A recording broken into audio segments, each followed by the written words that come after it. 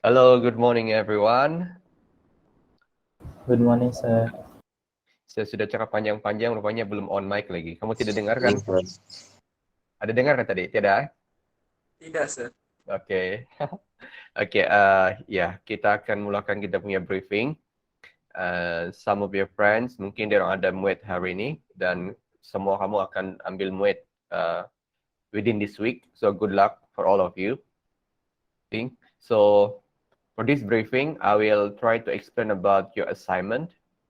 So as you know, kamu punya assignment is from biodiversity, chapter 1. And dia punya markah adalah 15%, 15%. So it's very, how to say, it's very significant. Ya, sangat signifikan markah dia. And then task kamu adalah, dia punya tema adalah biodiversity around us, infographic. So it means that you need to, kamu perlu menghasilkan satu infographic berkaitan dengan biodiversity or any living organisms that you can find around you. Okay? So, untuk topik ni, biodiversity around us, kamu ada apa-apa soalan? Belum, sir. Belum ada. Okay, biodiversity around us tu dia mungkin, ya, mungkin berkaitan dengan benda hidup yang ada di sekitar kamu pada masa ini, ya, di sekitar college ataupun yang kamu pernah temui, pernah jumpa sebelum ini di mana-mana tempat, ya. Okay. Nanti saya akan tunjuk dia punya ataupun bagi tahu dia punya instruction, apa gambar ataupun apa organism yang kamu boleh guna, ya. Alright. First, the assignments must be completed individually. Okay. So, ya, seorang satu lah, individually. Kemudian, kalau boleh, make your assignment. Okay, make sure that your assignment is unique. Okay, unique maksud dia, kamu sendiri buat dan orang tidak tiru dengan kamu dan kamu tidak tiru dengan orang, ya. So, pastikan macam tu.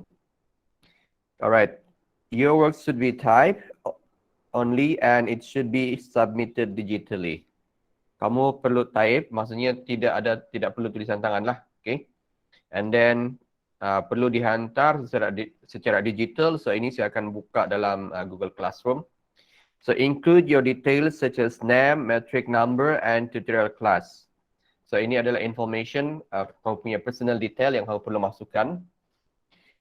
Plagiarisms and late submissions will be penalized. Okay. Macam saya beritahu tadi, kamu punya assignment tu adalah kamu sendiri hasilkan, ya. Jangan tiru apa yang orang sudah buat dan jangan bagi orang tiru apa kerja kamu, ya.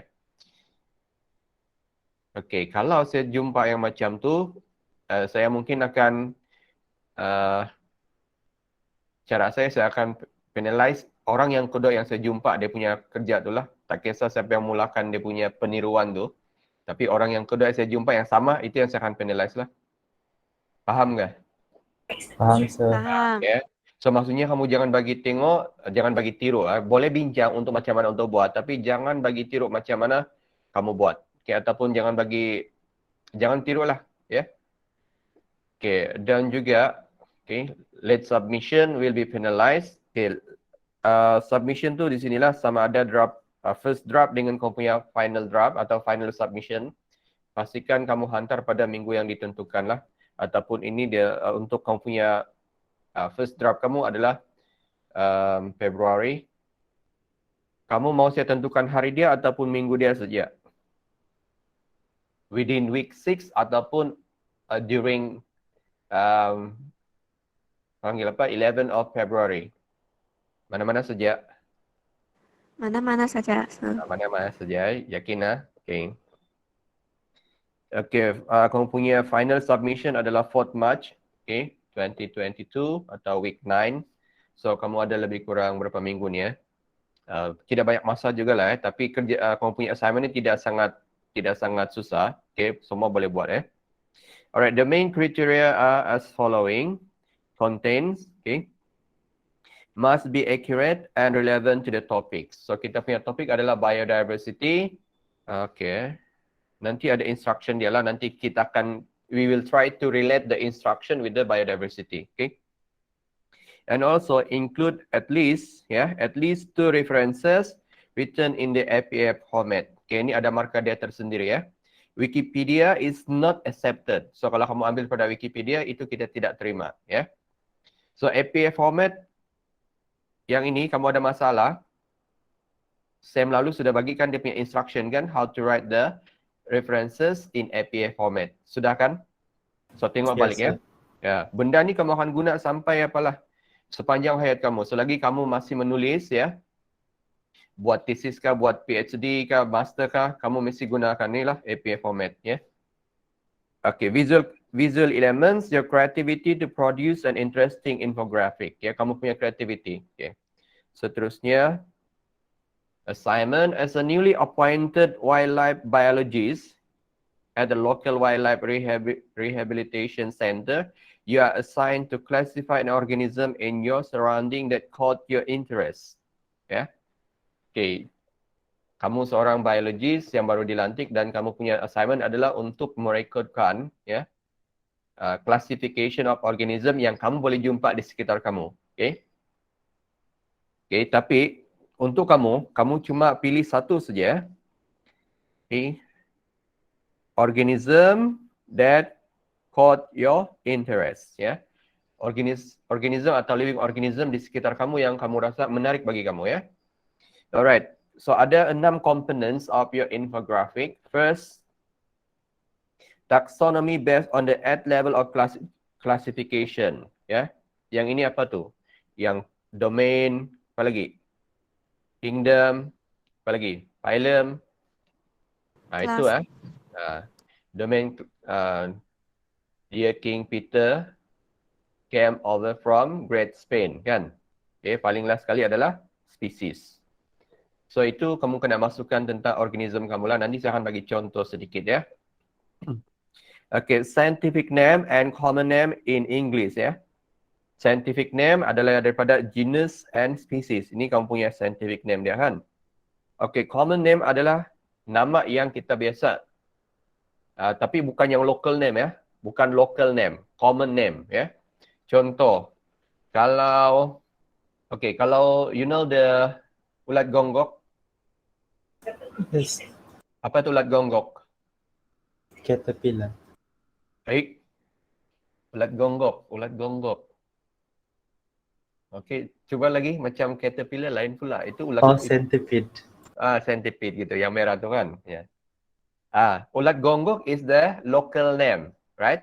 Tapi common name dia adalah centipede. Centipede kan millipede. Centipede tu lipan. Oh yes, sir. Begitu. Millipede. Gitu So jangan salah pula. Okay, tapi itulah ulat gonggok is local name kan. Local name tu dia mungkin di daerah kamu lain nama dia. So that's why kita akan ada dapat dia punya apa panggil apa? Contradiction between kita punya local name. That's why we choose the common name in English. Alright? Boleh dapat? Boleh, sir. Alright, but however, mungkin certain plant atau certain organism, dia punya common name tu adalah itu. Contoh, pokok tualang. Adakah nama bahasa lain? Tualang. Pokok tualang. So, pokok tualang ni kita terima sebagai common name lah. So, tapi kalau kamu guna dia apa? Bahasa yang we know that is the what do you call this, the name in Malay. So kamu italickan dia. Ini kasih italic ya. Kalau kamu tahu itu adalah nama bahasa Melayu, tetapi tidak ada nama common name dalam bahasa Inggeris. So kita tualang it accepted dan kita italic. Alright, component number 3, you also must include the information related to the cell organizations of the organism, the level of organism and the feeding mode of the organism yang kamu pilih ya. Contoh kamu pilih apa? Sebutkan nama binatang yang kamu pilih. Biawak. Biawak. Apa dia punya puma ya? Apa dia punya this level of cell organization? Kalau biawak. Eukaryote. Level of organism multicellular. Feeding mode hetero. tropik ataupun holozoik. Kan? Itu yang kamu perlu masukkan lah. Okay, so ini sangat mudah lah sebenarnya kan. Okay, lagi satu ya. Okay. Organism yang kamu pilih tu, dia mestilah bukanlah not common pet. Ya. Bukanlah, what do you call this? What is common pet? Bukan binatang ternakan lah. Contoh, bukan miau-miau. Okay, contoh kucing, anjing ya. Walaupun dia ada di sekitar KML atau sekitar kamu, okay, kucing dan anjing tidak diterima sebagai the organisms yang kamu akan pilih dalam kamu punya assignment kamu. Okay? Itu dapat ya. Common pet such as, itu boleh lah. Itu bukan common pet kan. Spider boleh. Okay. Bangau boleh. Okay. Okay, yang semua yang kamu sebut boleh ya. Kecuali anjing dan kucing lah setakat ni. Yang bukan common pet. Ayam rasanya boleh jugalah. Ya. Cuma tu pastikan kaitkan dengan ni lah.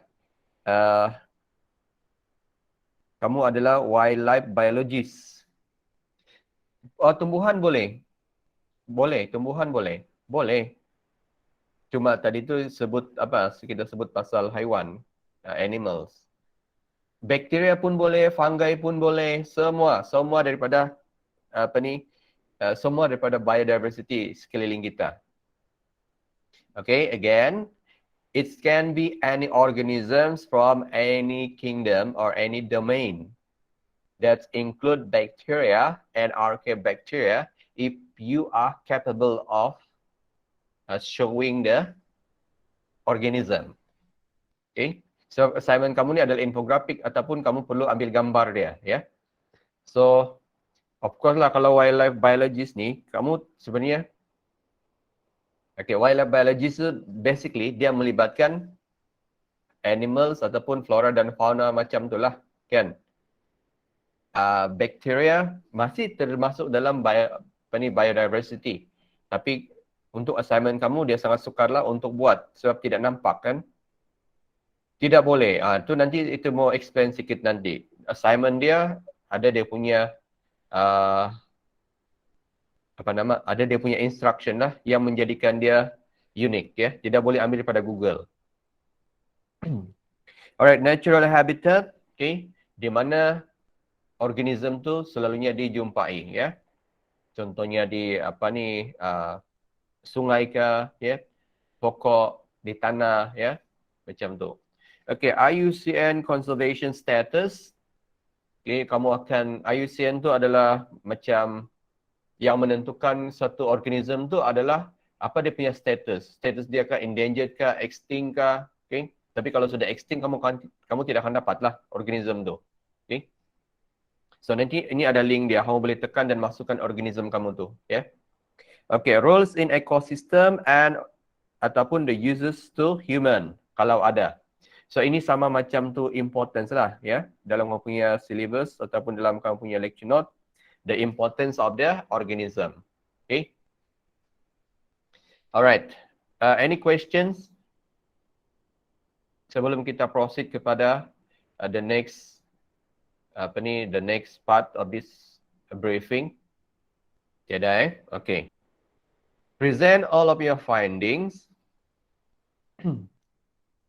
using an infographic. Okay, buat infographic. Kamu boleh guna ataupun you can use any apps untuk buat infographic. Contohnya yang sangat mudah adalah Canva, okay, Adobe kalau pandai, ya, Adobe Spark, Pictochart or any other related apps atau website to create an interesting presentation. Okay. Kamu juga boleh guna Words, boleh guna PowerPoint kalau kamu kreatif untuk guna PowerPoint dan juga Words, ya. Tapi yang paling sangat mudah adalah Canva lah, ya. Kamu semua ada, okay, all of you are provided with the MOE ID atau the 5 ID untuk access Canva unlimited. Kan? Ya, so guna ni lah pun tiada masalah. Tapi kalau kamu guna PowerPoint, guna Words, kamu ada creativity untuk menghasilkan infografik di sana, tidak ada masalah. Boleh guna apa saja. Ya. In your infographic, you must include a picture of the organism, satu, ya, and state the location, date, and time when the picture is taken. Okay. Okay, kau punya ada gambar bersama dengan orang lain. Uish, orang lain tu siapa? Tengoklah. Adakah dia adalah maklumat yang diperlukan dalam kau punya infografik? Um, Pergi ke zoo bersama girlfriend. Begitu Kak Richard? Oh, orang lain. Maksudnya ada orang uh, tengoklah apa kepentingan subjek ataupun orang lain tu dengan kau punya assignment. Ya. Jangan pula bergambar dengan orang lain terus tulis apa? Spesimen kamu adalah orang utan. Indalah kan. Alright. Saya ulang sini ya. Your diagram ataupun your infographic, okay, must include a picture of the organism and state the location, date, and time when the picture is taken. Okay. Okay. Kami akan berusaha, ya, kami akan berusaha untuk cek setiap kamu punya gambar yang kamu ambil tu, ya. So pastikan dia adalah ada originality dia lah. Gambar tu adalah milik kamu ataupun kamu yang ambil ataupun kamu ada di sana, ya. Bukan yang kamu ambil daripada not extracted ataupun not copy and paste from the Google atau from the internet, ya. Kami akan usahakan untuk cek kamu punya originality. Ya. Kami akan guna Google Lens untuk cek kamu punya diagram tu. Betulkah itu diagram adalah milik kamu, ya? In addition, you have to include a selfie of yourself in the location where you found the organism. Ya. So maksudnya ada dua lah sebenarnya. Okay, satu gambar organism, yang kedua gambar kamu berada di lokasi ataupun sedang. Okay.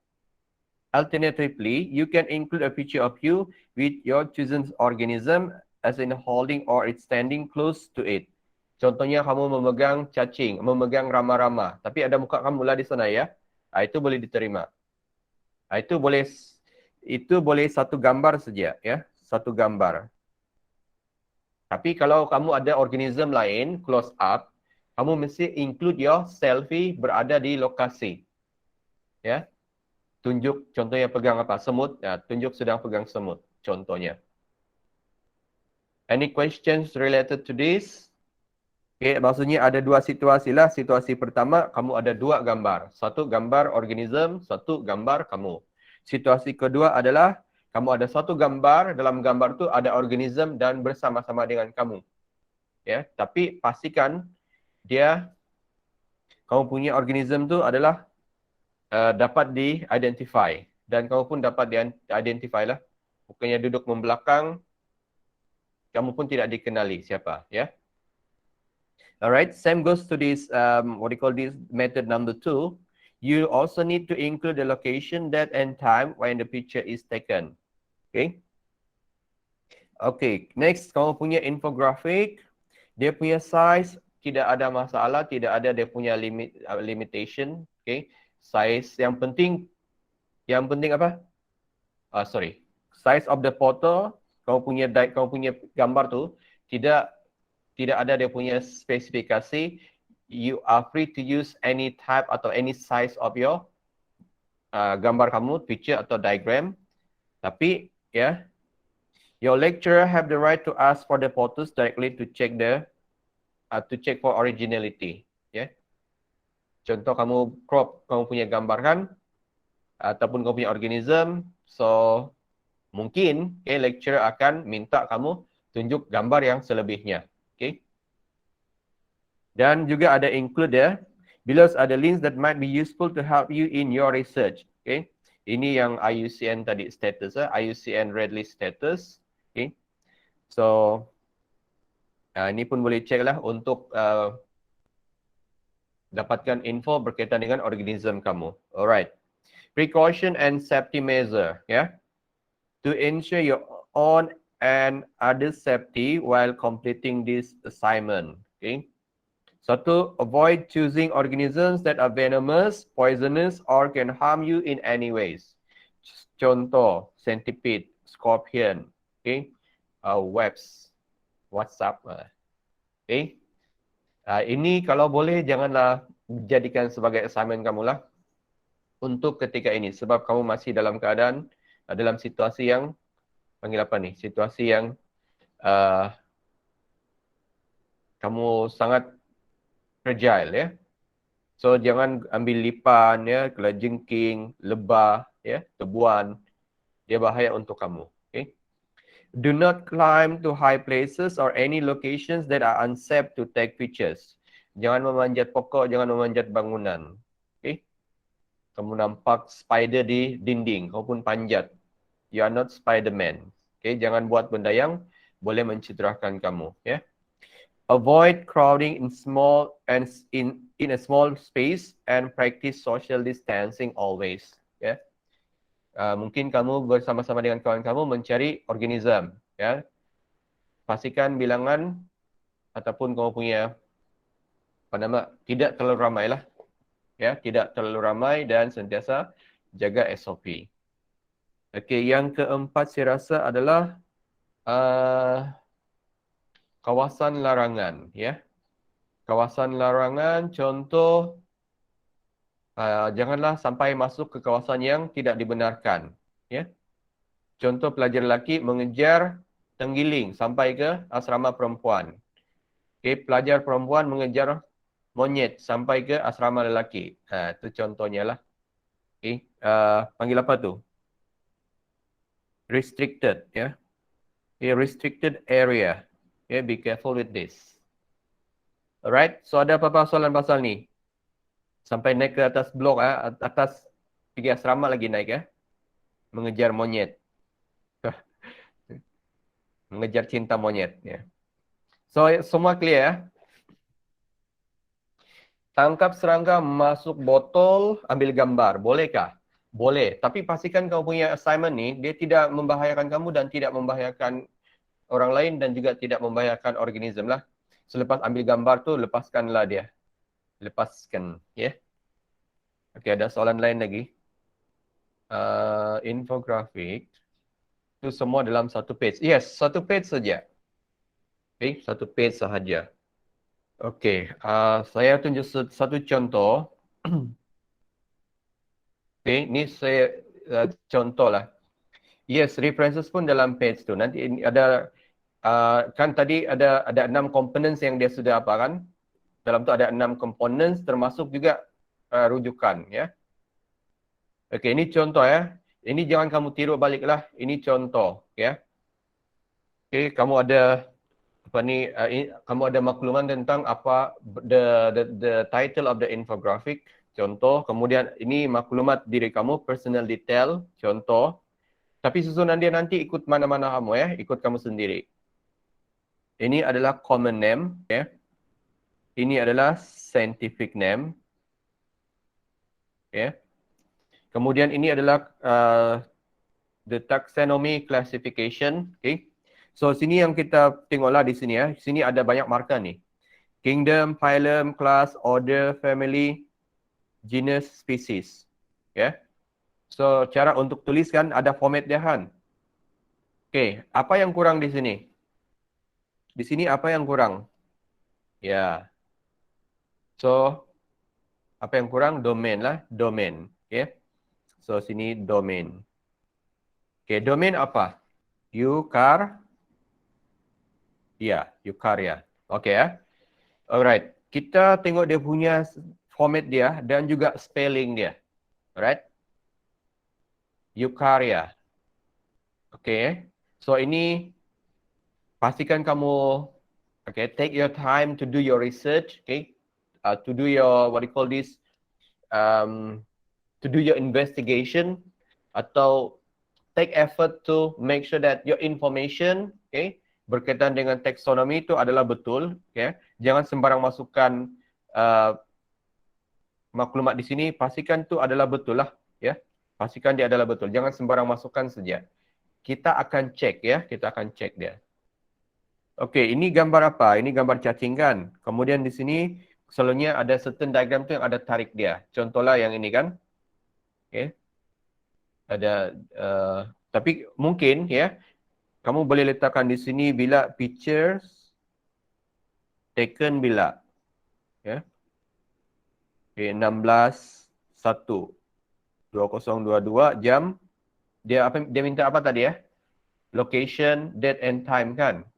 Ya, contohnya 2 PM. Okey. Location. Okey, location dia contoh ini di blok F KML. Ini sebenarnya gambar sebenar. Ini gambar saya. Saya ada banyak cacing. So, di mana kamu ambil gambar tu? Okey. Kamu percaya kan ni kalau ni saya cakap gambar ni adalah gambar cacing yang ada di blok F. Percaya? Okey, percaya. Ada yang tidak percaya kan? That's why kamu perlu ambil gambar selfie ya, menunjukkan di mana lokasi dia, ya. Tapi sini saya letak gambar cacing je lah ya. Kamu punya selfie tu tunjuk di mana lokasi kamu ya, lokasi ataupun di mana kamu ambil atau jumpa spesimen tersebut. So ini diagram pertama, okay, first diagram, and then yang kedua. Pakai tanam tumbuhan. Cek dulu saya bahas soalan ni. Ya, ni vermicomposting, yes. Ini redworm lah, ini betul-betul punya cacing sebenarnya. Ini adalah redworm. Okay, Eisenia foetida, dia punya scientific name dia. Okay. So maksudnya itulah, cacing ni boleh jumpa di natural habitat di Malaysia kah atau tidak? Ada atau tidak di Malaysia? Tidak dia bukan apa nak panggil?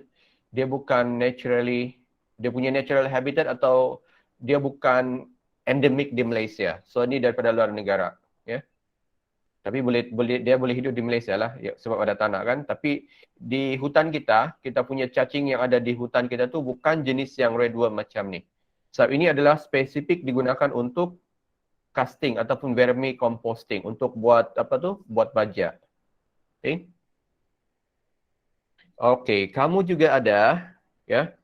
Ini berkaitan dengan maklumat tentang level of cell organization ya. Okay, level of organism, multicellular, feeding mode, heterotrophic, holozoic. Di sini apa yang salah? Sukar menentukan lagi kan? Okay.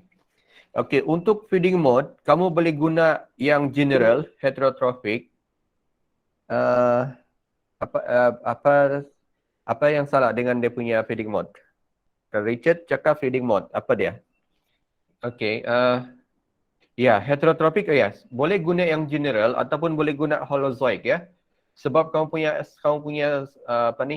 syllabus sebenarnya it's only distinguished between autotrophic and heterotrophic. Sebenarnya boleh guna autotropik dan boleh guna heterotropik saja, boleh guna sudah ya. Tapi kalau mau lebih spesifik, inilah holozoic. Okay, feeding mode dia. Kalau yang plant autotrophic, photosynthetic. Itu dia punya general specific. Okay, references, at least 2 references written in APA format. Okay, so ini kamu rujuk sendiri nantilah kan. Semua tahu macam mana buat. Alright, natural habitat, di mana boleh jumpa kawasan yang ada tanah lembab saja ataupun tanah lah, kawasan tanah. Okay. IUCN status, dia di sinilah. DD.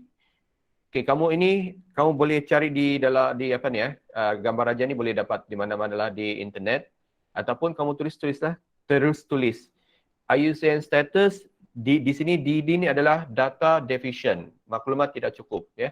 Tapi dia bukan apalah, maksudnya dia tidak ada dalam IUCN status sebab dia tidak endangered ataupun tidak panggil apa ya?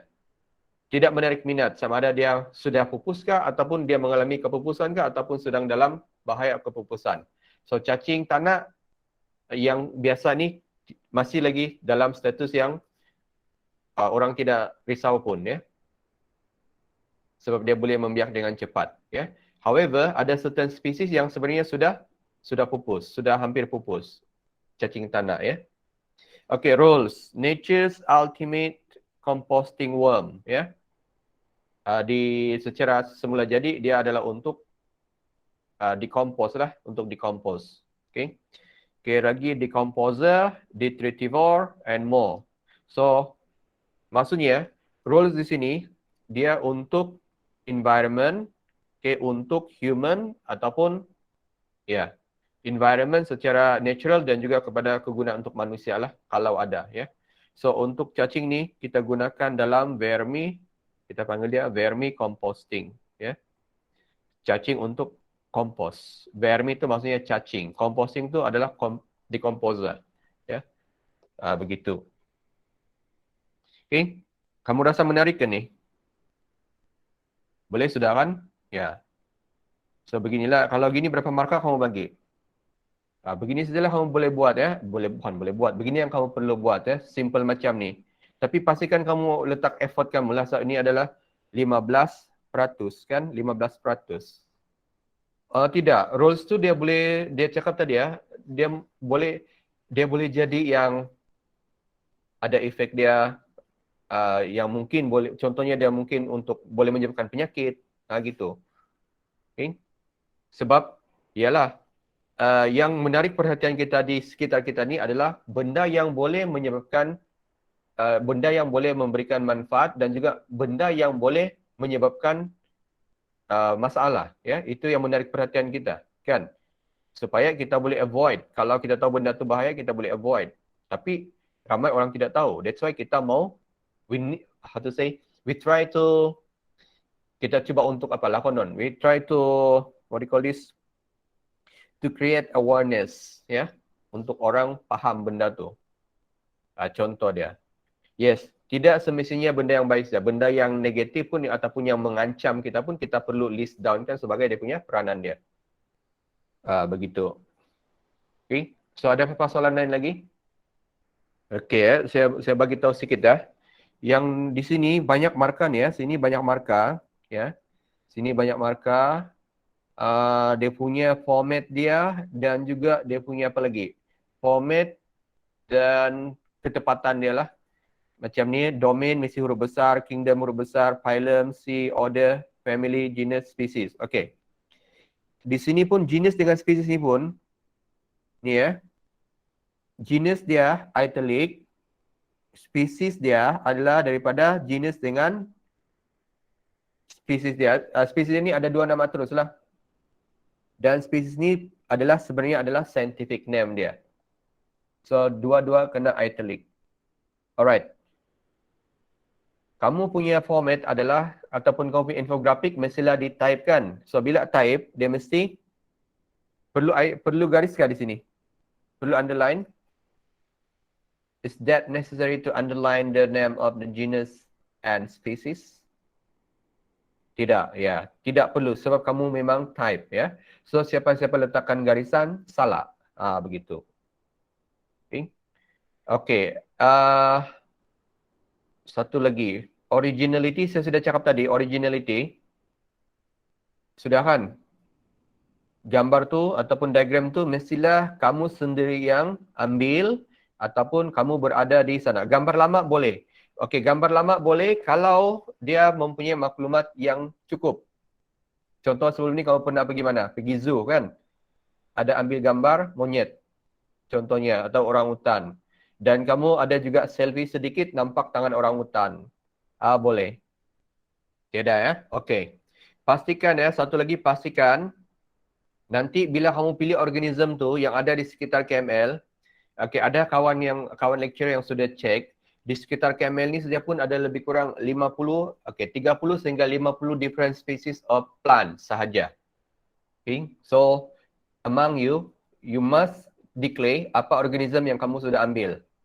Okay, jangan semua semut saja semua. Boleh, itu saja untuk briefing for your assignment. Nanti kita akan rehat 5 minit, kemudian kita sambung